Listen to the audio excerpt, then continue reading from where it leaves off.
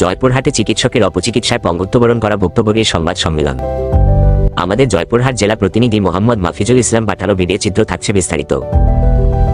জয়পুরহাটে orthopaedic চিকিৎসক আতাউল হকের ভুল চিকিৎসায় পঙ্গুত্ববরণ করা ভুক্তভোগী এক রোগী সংবাদ সম্মেলন করেছেন। আজ শুক্রবার বেলা 11:30টায় জয়পুরহাট প্রেসক্লাবে সংবাদ সম্মেলনে লিখিত অভিযোগ করেন ভুক্তভোগী রোগী জয়পুরহাট সদর উপজেলার দোগাছি বোটঘর গ্রামের আবু বক্করের ছেলে আবু হায়াত। আবু হায়াত অভিযোগে জানান, দুর্ঘটনায় তার ডান পায়ের হাড় ভেঙে গেলে তিনি ডাক্তার আতাউল হকের শরণাপন্ন হন। গত 2023 সালের 20 নভেম্বর নগদ টাকা নিয়ে জয়পুরহাট শহরের একটি বেসরকারি চিকিৎসা প্রতিষ্ঠানে চিকিৎসা প্রদান করেন। সেই থেকে তিনি ডাক্তার আতাউল হকের পরামর্শ মতো চিকিৎসা গ্রহণ করতে থাকেন। আবু হায়াত আরও জানান, এরই এক পর্যায়ে আমার ক্ষতস্থানে পচন ধরে হাড় পর্যন্ত ঘা হয়। এরপর ডাক্তার আতাউল হক নিয়মিত চিকিৎসা দিলেও অবস্থার অবনতি ঘটতে থাকে।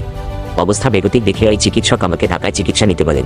আমাদের মতো গরিব মানুষের অজ্ঞতার সুযোগ নিয়ে সে আমার স্বামীর টাকা পয়সা সর্বশান্ত করে আমাদের পথে বসিয়ে দেয়। সাথে আমার স্বামীর পাটা নষ্ট হয়ে আমার স্বামী পঙ্গুত্ববরণ করেছে।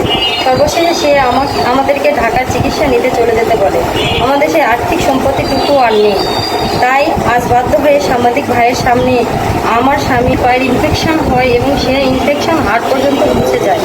সে আমার স্বামীকে ডাক্তার আতাউল হক প্রতি সপ্তাহে এক্সরে ওডির অপচিকিৎসার মাধ্যমে পঙ্গুত্ববরণ করা ও আর্থিকভাবে সর্বশান্ত করার জন্য ডাক্তার আতাউল হকের SMP নিউজ 24 নিউজ ডেস্ক।